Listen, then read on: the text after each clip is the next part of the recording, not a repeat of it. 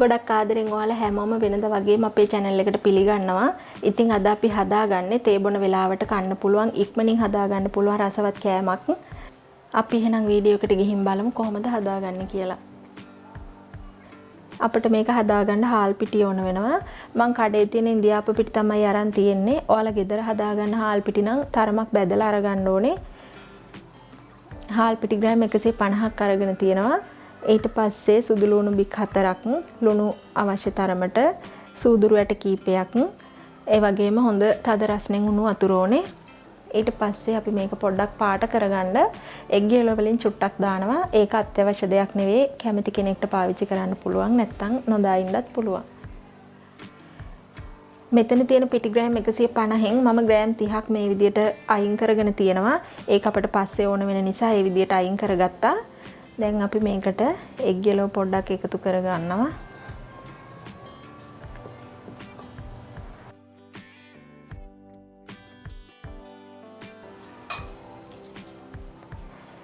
ඊට පස්සේ ලුණු ටික, ඒ වගේම සූදුරු ඇට ටික.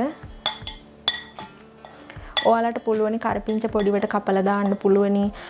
ඔයාලට කෑලි මිරිස් ටිකක් එකතු කරගන්න පුළුවනි. තමන්ගේ රස කොයි විදියට දෙන්න ඕනි කියලා කැමති දෙයක් එකතු කරගන්න පුළුවනි.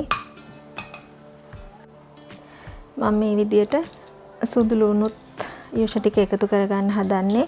සුදු ලුණු පොඩිවට කපලා වුණත් එකතු කරගන්න පුළුවනි.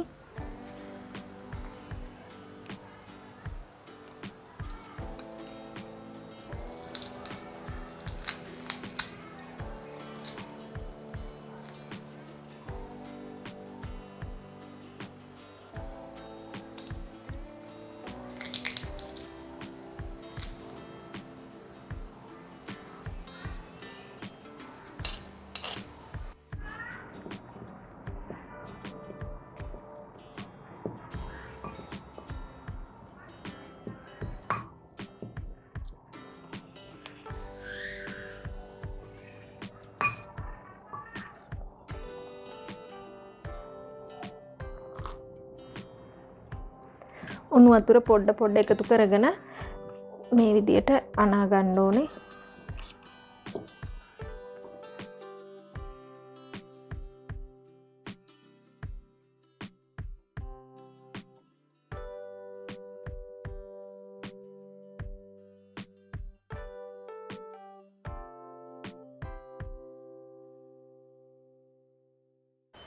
මේ විදියට විනාඩි 5ක් 6ක් විතර හොඳට අනාගෙන තියෙන්නේ.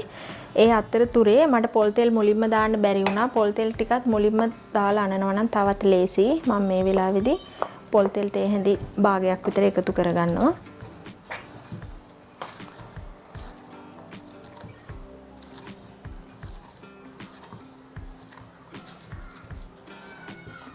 මම මේ විදියට සිලිකන් මැට් එකක් උඩට අපි අර ඉතුරු කරගත්ත පිටි ටික දා ගන්නවා. දාලා මේකේ තමයි මම තුනී කරගන්න හදන්නේ.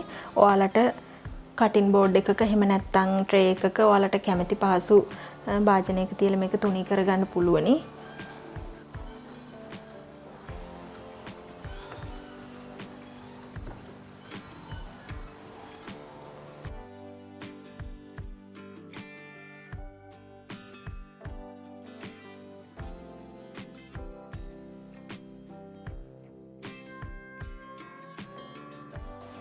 මේ විදියට හොඳටම තුනී කරගන්න ඕනේ.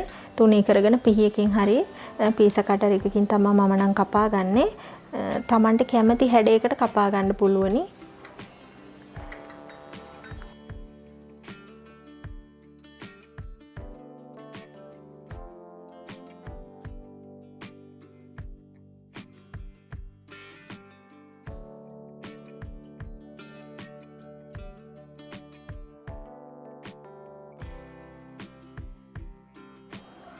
මේ විදියට කපා ගත්තා මම කොටු හැඩයට. ඊට පස්සේ මේ විදිහේ භාජනයකට තමයි මේ ටික තියාගන්නේ. ඒ භාජනයටත් පිටි ටිකක් එකතු කරගෙන මෙන්න මේ වගේ අපි කපාගත්ත කොටු ටික මෙහෙම තියාගන්න ඕනේ.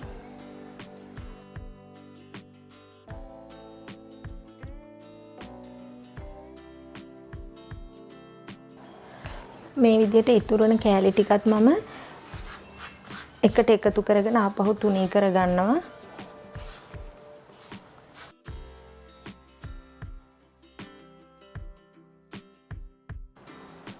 මේ විදියට පිටි මිශ්‍රණය ඔක්කොම මම තුනී කරගෙන කපාගෙන තියෙන්නේ. අයින් වුණ කෑලිත් ආපහු තුනී කරලා මේ වගේ කපා ගත්තා. දැන් භාජනයක් තෙල් දාලා ලිපේ තියලා තියෙන්නේ රත් වෙන්න. අපි මේ ටික දාලා බැදගමු. තෙල් ටික හොඳටම රත් වුණාට පස්සේ අපි මේ ටික දාලා බැද ගන්න ඕනේ.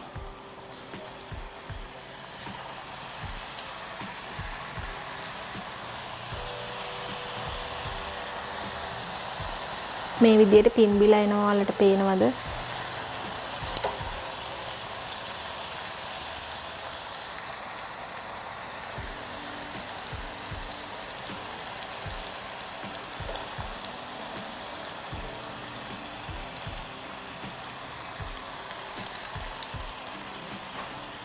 මේ විදියට රන්වන් පාටට ආවහම මම මේ ටික බා ගන්නවා.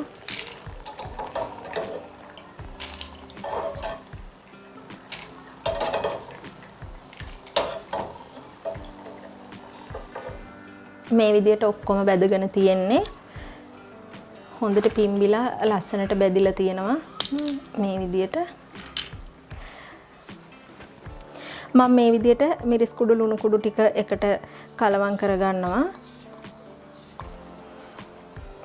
ඊට පස්සේ රස්නින්ම මේ විදිහට කලවම් කරගෙන හදා ගන්නවා.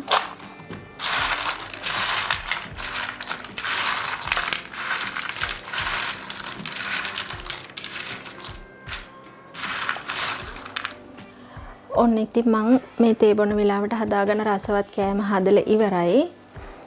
ඔයාලත් මේ විදිහට හදලා රස බලන්න. ඕන කෙනෙක්ට හදා ගන්නත් පුළුවන් හරිම ලේසියෙන්. එහෙනම් ඉතින් මේ වගේම තවත් අලුත් කෑමක් එක්ක හම්බෙමු.